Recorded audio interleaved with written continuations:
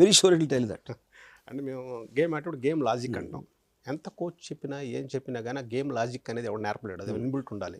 మీరు director inbuilt ఉండాలి.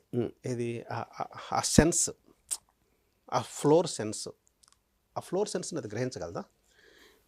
I don't know what you mean by floor sense. ఎక్కడే ఉండాలి, ఎట్లా చేయాలి, దీన్ని ఎట్లా చేయాలి, ఏం చేయాలన్నది ఇప్పుడు ఈ ఆస్పెక్ట్ మనకి 100 రెట్లు బెటర్ చెప్తుంది, 100 times better.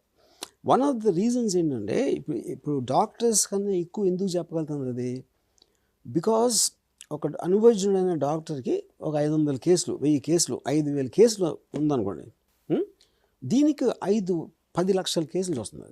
The experience that can have, అప్పుడు మీ బాడీ టైపు, మీ డిఎన్ఏ, ఇది అది చూసి ఎంతమందికి ఏం ట్రీట్మెంట్ ఇచ్చారు, ఎన్ని ఫెయిల్ అయినాయి, ఎందుకని, ఏ డేటా అంతా చేసి ఇస్తుంది అది. So no human doctor can compete with that kind of a data processing. Okay, AI మీద మళ్ళీ మనం డిస్కస్ చేద్దాం, అది బియాండ్ వెళ్ళిపోతుంది. ఇప్పుడు మళ్ళీ రియాలిటీలోకి వస్తే, ఇవాళ రోజుకి వస్తే, ఇప్పటి వరకు మీరు ఫిల్మ్స్ చేశారు, అద్భుతాలు సృష్టించారు, మీకు బాగా నచ్చినట్లు ఒక నలుగురిని చెప్పండి. వీళ్ళతో చేయటం అది నాకు, ఐ డోంట్ ఫీల్ ఒక గ్రేట్ యాక్టర్స్ అని ఉండండి, వెల్ యాక్టెడ్ ఫిల్మ్స్ ఉంటాయి. ఇప్పుడు సేమ్ అమితాబ్ బచ్చన్ ఒక సినిమాలో చాలా బాగుండొచ్చు, ఇంకో సినిమాలో బాగుండకపోవచ్చు. సేమ్ అది కూడా డైరెక్టర్ విషయంలో కూడా అంతే, ఒకటి బాగా డైరెక్ట్ చేసి ఉండొచ్చు, ఒకటి చేసి ఉండకపోవచ్చు. ఎందుకు ఇందాక చెప్పినట్టు ఇన్ని పారామీటర్స్ కలిసి వచ్చినప్పుడే ఒక ప్రోడక్ట్ ఎఫెక్ట్ అనేది తెలుస్తుంది. చేసినప్పుడు we feel happy, we feel homely. Definitely Amitabh Bachchan, Sridevi were the last people I had a desire. ఎందుకంటే నేను వాళ్ళ సినిమాలు టికెట్లు కొని చూసాను లైన్లో నుంచి. మీ సినిమాలు మేము చూసినట్టు. ఇప్పుడు నేను ఈ కొత్త యాక్టర్స్ అని నేను చూడలేదు. అప్పుడేంటి, ఆ స్క్రిప్ట్లో ఉన్న రిక్వైర్మెంట్ బట్టి ఈ యాక్టర్ బాగుంటాడు అని అనుకోండి. నేను ఐఎమ్ నాట్ ఇన్ ఆ ఆఫ్ ఎనీ యాక్టర్, వీటితో చేయాలి అలా అనేది, అలా అనే యాక్టర్స్ ఎవరు లేదు అసలు. హీరోయిన్తో కూడా లేదా? ఎవరితో లేదు. అది శ్రీదేవితో ఆగిపోయింది. అది ఎందుకంటే నేను స్టూడెంట్గా ఉన్నప్పుడు క్యూలో ఉన్న ఫీలింగ్ తోటి వాళ్ళ మీద డెవలప్ అయింది, కానీ యాక్టర్స్ కూడా కాదు అది, అప్పుడున్న హైలో అది. మీరు ఈ సినిమా తీసుంటే బాగుండు, తీయలేకపోయానే అనే ఫిల్మ్ ఏమైనా ఉందా? Maybe Oppenheimer. I think is the greatest common మ్యాన్కి అర్థం అవ్వకపోవచ్చు నాకు.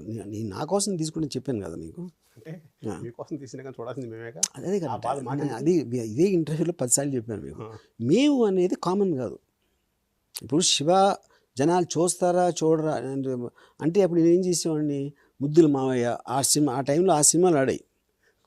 శివ కూడా ఎవరిని కేర్ చేయకుండా నా కోసం తీసుకుంది, అది కూడా అది నేను చెప్పేది. అన్ని సినిమాలు అలాగే చేశాను, అందరూ అదే చేస్తారు, వాళ్ళు చెప్పరు. ఎందుకంటే నేను ఇంతవరకు మిమ్మల్ని కలవలేదు సపోజ్ అనుకోండి. అప్పుడు మీ టేస్ట్ నాకు ఎట్లా తెలుస్తుంది, మీ కెమెరామ్యాన్ టేస్ట్ నాకు ఎట్లా తెలుస్తుంది?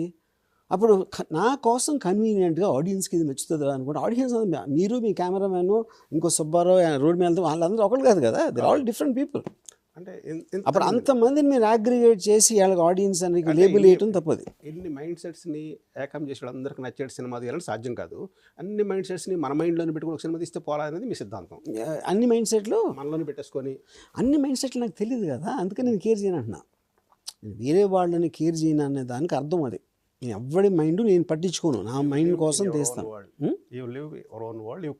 That's all anybody does that. నేనే కాదు, నేను కాన్షియస్గా రియలైజ్ అయినది. బాగుంది. ఓపెన్హైమర్ తర్వాత ఇంకో సినిమా, ఈ సినిమా తీస్తే బాగుండు అంటే మేబీ ఇవి అంటే నేను తీయలేను, but one film I really admired is Animal. అంటే ఇలా నేను అంటే first of all I'm not sure about that, ఎందుకంటే నేను అడ్మైర్ చేసే